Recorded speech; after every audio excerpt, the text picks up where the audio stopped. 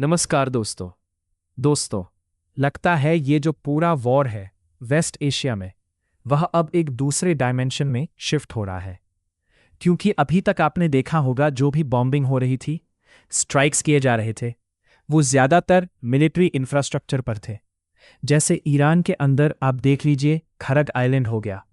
तो अमेरिका का अभी तक यही कहना था कि जो मिलिट्री इंस्टॉलेशंस हैं उसके ऊपर हम अटैक कर रहे हैं। लेकिन कल क्या हुआ है? अमेरिका ने ईरान के जो सबसे बड़े ब्रिज है उसको गिरा दिया। और उसके बाद अब आप देखोगे तो तेहरान की तरफ से क्लियर कट धमकी दी गई है। आप देख सकते हो खबर, Tehran's hit list of eight Gulf bridges after US destroys the biggest in Iran. और ये जो एट ब्रिजेस की हम बात कर रहे हैं ना, ये कोई छोटे मोटे ब्रिज नहीं है। ये वर्ल्ड रनाउंड और ये गल्फ कंट्रीज के लिए बहुत क्रिटिकल है। अगर इनको खतरा हुआ तो आप समझिए कितने लोगों की जानें जाएगी और कितना बड़ा नुकसान हो सकता है। तो क्या यहाँ से जो पूरा वॉर है वो एकदम दूसरे ही डायरेक्शन में जाने वाला है? ये मैं आपको बताऊंगा। और इंटरनेशनल लॉ के हिसाब से यहाँ पर क्या क्या चीज़ें बोली गई हैं वो सब जानेंगे। चलिए शुरुआत करते हैं। देखिए, सबसे पहले तो थोड़ा सा बैकग्राउंड देख लीजिए। अभी जो इमीडिएट ट्रिगर आप सब जान रहे हो, पिछले 1 महीने से लगातार वॉर छेड़ रखा है। यहाँ पर यूएस और इजराइल ने मिलकर स्ट्राइक किया और उसके बाद ईरान ने जिस तरह से रिटेलिएट किया वो शायद एक्सपेक्टेड नहीं था। और अभी यहाँ पर जैसा कि मैं आपको बता ही रहा था, कल जो है अमेरिका ने जो ईरान का सबसे टॉलेस्ट ब्रिज है, B1 ब्रिज तेहरान के नज़दीक है, उसको डिस्ट्रॉय कर दिया। आप देख सकते हो बहुत ही भयानक नज़ारा था। और काफ़ी जिस तरह से इसके ऊपर बॉम्बिंग की गई, पूरी तरह से ये डिस्ट्रॉय हो गया। और ये जो ब्रिज है ना, it was a symbolic infrastructure project. अभी इसके ऊपर काम भी चल रहा था एंड यहाँ पर मिलिट्री लॉजिस्टिक्स के लिए काफ़ी इस्तेमाल किया जाता था, ऐसा बताया जाता है। एंड कहीं ना कहीं इसी की वजह से ये जो पूरा वॉर में शिफ्ट है, वहाँ पर आपको देखने तो मिलेगा कि ये प्योरली मिलिट्री साइड से क्रिटिकल इंफ्रास्ट्रक्चर की तरफ शिफ्ट हो रहा है। अच्छा, यहाँ पर जो नेचर है यूएस स्ट्राइक का, इसको समझिए। टैक्टिकल ऑब्जेक्टिव क्या था अमेरिका का इसके ऊपर स्ट्राइक करने का? यूएस का क्लेम यह है कि ये जो ब्रिज था, ये मिसाइल ट्रांसपोर्ट और मिलिट्री मोबिलिटी, इन दोनों के लिए इस्तेमाल किया जाता था। So it was considered dual use targets, मतलब सिविलियंस इस्तेमाल करते होंगे, लेकिन अमेरिका ये भी कह रहा है कि यहाँ पर मिलिट्री भी इसका इस्तेमाल करती थी। फिर दूसरा, इसका स्ट्रैटेजिक सिग्निफिकेंस समझिए। अगर अमेरिका इतने बड़े ब्रिज को गिरा रहा है, मतलब वो क्या अचीव करना चाहता है? मिलिट्री डिसरप्शन, मतलब जो ट्रूप्स की मूवमेंट हो गई, वेपन्स की मूवमेंट हो गई, उसको अमेरिका रोकना चाहता है। सप्लाई चेन को ब्रेक करना चाहता है। साइकोलॉजिकल वॉरफेयर भी है, मतलब यूएस ने ये कह दिया है कि अब हम आपके कोर इंफ्रास्ट्रक्चर को भी नहीं छोड़ेंगे। और ये एस्केलेशन का भी सिग्नल है, क्योंकि पूरे वॉर में अगर आप देखोगे ना, धीरे धीरे चीज़ें काफ़ी एस्केलेट होती गई। पहले लग रहा था कि अब चीज़ें रुक जाएंगी, अब इससे ज़्यादा नहीं बढ़ेगा, लेकिन वो बढ़ते ही जा रहा है। कहीं से भी वो रुक नहीं रहा है। और हिस्टोरिकली भी अगर आप देखोगे तो कई बार ऐसे इंसिडेंट हुए हैं, जैसे नेटो ने बॉम्बिंग किया था सर्बिया पर 1999 में, वहाँ पर भी ब्रिजेस को डिस्ट्रॉय किए गए थे। अभी आप रिसेंटली देख लीजिए ना, रशिया यूक्रेन वॉर में, वहाँ पर भी ब्रिजेस पर भी, इनफैक्ट मुझे याद है जो क्राइमिया और रशिया का जो मेन लैंड है, दोनों को ब्रिज कनेक्ट करती है, उसके ऊपर 2 बार अटैक किया गया है, जो टॉर्पेडो होता है उसके थ्रू। तो इस तरह की चीज़ें देखने को मिलती है। अच्छा, अब क्वेश्चन ये है कि ईरान किस तरह से रिटेलिएट करेगा।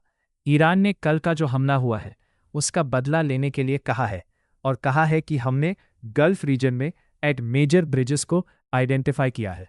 और ये कहाँ कहाँ पर है? कुवैत, यूएई, सऊदी अरब, जॉर्डन, और जो सऊदी अरब बहरीन को ब्रिज कनेक्ट करता है, इन सब के ऊपर वो अटैक करने वाला है। इनमें से कुछ बहुत इंपॉर्टेंट है, मैं आपको एक एक करके बताता हूँ। जैसे एक है किंग फहद कॉजवे। ये बेसिकली आपको सऊदी अरब और बहरीन को जो कनेक्ट करता है, जो कि बहुत ही फेमस है। कई बार आपने देखा होगा पिक्चर्स वगैरह इसके बारे में। और ये ट्रेड के लिए, ऑयल लिंक्ड लॉजिस्टिक्स के लिए काफ़ी इंपॉर्टेंट है, हाईली सिंबॉलिक और स्ट्रैटेजिक है। इसको अटैक करने की बात कही जा रही है। दूसरा है अबू धाबी के अंदर शेख जायद ब्रिज। ये भी आपने देखा होगा, काफ़ी ज़्यादा फेमस है। और ये एक आइकॉनिक इंफ्रास्ट्रक्चर है यूएआई का। सिंबल मॉडर्नाइजेशन का सिंबल आप कह सकते हैं। अर्बन कनेक्टर के लिए काफ़ी इंपॉर्टेंट हो जाता है। तो शेख जद ब्रिज हो गया है कुवैत के अंदर, शेख जबर कॉजवे, और ये one of the longest sea bridges है दुनिया में, और कुवैत के ट्रांसपोर्ट नेटवर्क के लिए काफ़ी इम्पॉर्टेंट है। वैसे तो आप देख ही रहे हो, पिछले कुछ दिनों से कुवैत के ऊपर काफ़ी हमला हो रहा है। उनके जो एयरपोर्ट्स हो गए, ऑयल इंफ्रास्ट्रक्चर हो गया, वहाँ पर ईरान ने काफ़ी अटैक किया है। इसके अलावा यहाँ पर जॉर्डन और जो वेस्ट बैंक को ब्रिज कनेक्ट करता है, किंग हुसैन ब्रिज, जो कि स्ट्रेटेजिक क्रॉसिंग पॉइंट है, इम्पॉर्टेंट है रीजनल मोबिलिटी के लिए, इसको भी अटैक करने की बात कही गई है। मतलब ईरान ने साफ साफ कह दिया है कि अब हम आपके ब्रिजेस पर अटैक करेंगे। इसके कॉमन फीचर्स अगर आप देखोगे ना, तो ये सिविलियन इंफ्रास्ट्रक्चर है, इकोनॉमिक लाइफलाइन है, सिंबॉलिक नेशनल एसेट है। तो बेसिकली ईरान ये कह रहा है कि देखो, आपने हमारे ब्रिज को तोड़ा और आपने ऐसा किया है, तो अब आप चीज़ों को एस्केलेट करना चाह रहे हो, आप सिविलियन इंफ्रास्ट्रक्चर को तोड़ना चाह रहे हो। तो ईरान का यही कहना है कि अब हम भी इस सिविलियन इंफ्रास्ट्रक्चर को तोड़ेंगे। ऑब्वियस सी बात है, वो अमेरिका तक हमला नहीं कर सकता, ईरान के पास वो कैपेबिलिटी नहीं है। लेकिन आप देख रहे हैं, जब से वॉर स्टार्ट हुआ है, तो ईरान ने भी एक दूसरी स्ट्रैटेजी चली है कि कैसे अमेरिका पर प्रेशर बनाया जाए, और वो ये है कि गल्फ कंट्रीज़ के ऊपर अटैक किया जाए। और ब्रिजेस ही क्यों? मतलब इसका स्ट्रेटेजिक लॉजिक समझिए कि ब्रिज को ही क्यों टारगेट किया जा रहा है। देखो, ब्रिज ऐसी चीज़ होती है ना, जो कि मैक्सिमम डिसरप्शन ला सकती है छोटे से एफर्ट से। मतलब एक मिसाइल आपको दागना है, ब्रिज को तोड़ना है, पूरी की पूरी जो कनेक्टिविटी है वो टूट जाएगी। जैसे कि स्टेट ऑफ हॉर्मोन्स की हम बात करते हैं ना, दो वाटर बॉडी को कनेक्ट करता है, यहाँ पर डिसरप्शन है तो कितनी प्रॉब्लम आ रही है। सेम उसी प्रकार से ब्रिज को अगर आप ख़त्म करते हो, मतलब दो जगहों के कनेक्टिविटी को आप रोक दे रहे हो, पूरे ट्रांसपोर्ट कॉरिडोर जो है वो हॉल्ट हो जाएगा। और इकोनॉमिक वेल वॉरफेयर भी है, मतलब trade, oil, logistic, supply chain, ये भी डिसरप्ट हो जाएंगे। एंड पर्टिकुलरली अगर आप देखोगे तो गल्फ की जो इकोनॉमीज़ हैं वो कनेक्टिविटी के ऊपर काफ़ी डिपेंडेंट है। तो इसकी वजह से ईरान ने भी तय किया कि हम भी अटैक करेंगे, और पॉलिटिकल सिग्नलिंग भी है। ईरान ने भी मैसेज दिया है कि अगर कोई भी कंट्री यूएस को सपोर्ट कर रहा है तो वो भी उसका टारगेट बनेगा, चाहे वो गल्फ मोनार्कीज हो गई, यूएस के जो अलाइज हैं इस पूरे रीजन के अंदर, और साथ ही साथ एस्केलेशन विदाउट डायरेक्ट वॉर। मतलब instead of attacking US mainland, जो कि अगेन ईरान वो नहीं कर सकता, दैट इज़ वाई ईरान ने कहा है कि हम आपके ऊपर अटैक करेंगे, अपने प्रॉक्सीज का भी मदद लेंगे। साथ ही साथ अगर हम इसके लीगल डायमेंशन की तरफ देखें, देखो, इंटरनेशनल ह्यूमैनिटेरियन लॉ के हिसाब से जो सिविलियन इंफ्रास्ट्रक्चर है वो प्रोटेक्टेड रहते हैं, चाहे कितना भी बड़ा वॉर हो जाए। देखो, वॉर जब होता है ना, वो दो देश के मिलिट्री के बीच में होता है, वो दो देश के लोगों के बीच में नहीं होता है। ये एक चीज़ समझिएगा। तो यहाँ पर जब तक कोई भी सिविलियन इंफ्रास्ट्रक्चर है, अगर वो मिलिट्री के लिए इस्तेमाल नहीं किया जा रहा तो आप उसको डिस्ट्रॉय नहीं कर सकते। लेकिन क्या होता है ना, जब इस तरह की वॉर होती है तो कौन ध्यान देता है कि इंटरनेशनल लॉ क्या कहता है? किसी को कोई मतलब नहीं है। तो डिबेट यहाँ पर यह है कि देखो, यूएस ये कह रहा है कि जो हमने ईरान का ब्रिज खत्म किया वो ड्यूअल यूज टारगेट था, वो मिलिट्री के लिए भी इस्तेमाल किया जा रहा था। लेकिन ईरान का कहना है कि नहीं, यह सिर्फ सिविलियंस के द्वारा इस्तेमाल किया जाता था। और साथ ही साथ यहाँ पर वॉर क्राइम्स का भी खतरा हो जाता है। जब आप सिविलियन इंफ्रास्ट्रक्चर पर अटैक करते हो तो इसमें सिविलियन कैजुअलिटीज़ भी होती हैं। यहाँ पर ह्यूमैनिटेरियन जो लॉ है उसका डायमेंशन आ जाता है। तो बहुत सारी चीज़ें हैं। इनफैक्ट ईरान ने तो, आपको याद होगा, ये भी कहा था कि जब वॉर के शुरुआत में यूएस ने अटैक किया था तो ईरान के एक जो स्कूल है जिसमें कई सारी बच्चियां पढ़ती हैं, वो यहाँ पर मारी गई हैं। तो ये इम्पॉर्टेंट हो जाता है कि वॉर जब इस दिशा में जाती है, मतलब ह्यूमैनिटेरियन क्राइसिस आ सकता है इसकी वजह से। अच्छा, यहाँ पर एक और चीज़ समझिए। ट्रंप बार बार ये बात कह रहे हैं कि हमने ईरान को खत्म कर दिया है, हमने ईरान के मिलिट्री को एकदम मतलब उनकी कैपेसिटी को खत्म कर दिया है। लेकिन एक्चुअल में अगर आप देखोगे ना, तो रिसेंटली यूएस की तरफ से जो इंटेंस सामने आए हैं उसमें साफ साफ कहा जा रहा है कि अभी ईरान के पास काफ़ी कैपेबिलिटी है। फॉर एग्जाम्पल मैं आपको बताता हूँ, यहाँ पर जो करंट एस्टिमेट लगाए जा रहे हैं, ईरान के पास कम से कम 1500 मिसाइल्स है।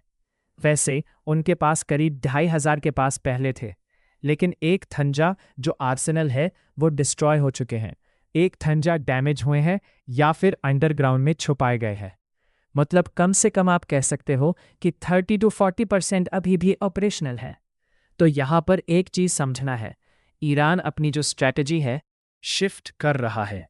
वो हाई वॉल्यूम अटैक नहीं कर रहा है कि अंधाधुंध बस मिसाइल बरसाते रहो। ईरान ये कर रहा है कि जो लिमिटेड स्ट्राइक करो लेकिन उसका इम्पैक्ट ज़्यादा हो, और वो अपने मिसाइल्स को लॉन्ग वॉर के लिए प्रिजर्व करके रख रहा है। एक्चुअली यही हुआ है ना, यूएस में इजराइल ने यही सोचा था कि जब वो अटैक करेंगे ईरान पर, मैक्सिमम ईरान जो है 10 दिन 15 दिन 1 महीने तक टिक पाएगा। लेकिन वैसा हुआ नहीं, ईरान ने भी स्ट्रैटेजी चली और वो लॉन्ग वॉर के लिए अपने आप को बचा रहा है। इसके अलावा यहाँ पर ईरान के मिसाइल कैपेबिलिटी की बात करें तो देखो उसका अंडरग्राउंड स्टोरेज है। क्यों वो सरवाइव कर रहा है? क्योंकि बहुत वर्षों से उसने काम किया है, डीप बंकर्स बनाए हैं ताकि मिसाइल्स को प्रोटेक्ट करें और अमेरिका उसके ऊपर अटैक ना कर पाए। उसको डिटेक्ट करना अपने आप में बहुत मुश्किल है। मोबाइल लॉन्चर्स है, मतलब ट्रकों पर यहाँ पर मिसाइल्स फिट हैं, वो कहीं पर भी लगातार मूव करते रहते हैं, तो उसको ट्रैक करना मुश्किल हो जाता है। डिसेंट्रलाइज सिस्टम है, कोई एक सेंट्रल कमांड नहीं है जो उसको कंट्रोल कर रहा है। हिडन लॉन्च साइट्स बनाए गए हैं। इसके अलावा प्रोडक्शन की भी कैपेबिलिटी है, मतलब ऑल्दो यूएस का ये कहना है कि हमने उनके प्रोडक्शन पर भी प्रहार किया है, लेकिन वो अगेन उसको रीबिल्ड कर सकते हैं। तो लास्ट में कंक्लूजन क्या निकलता है?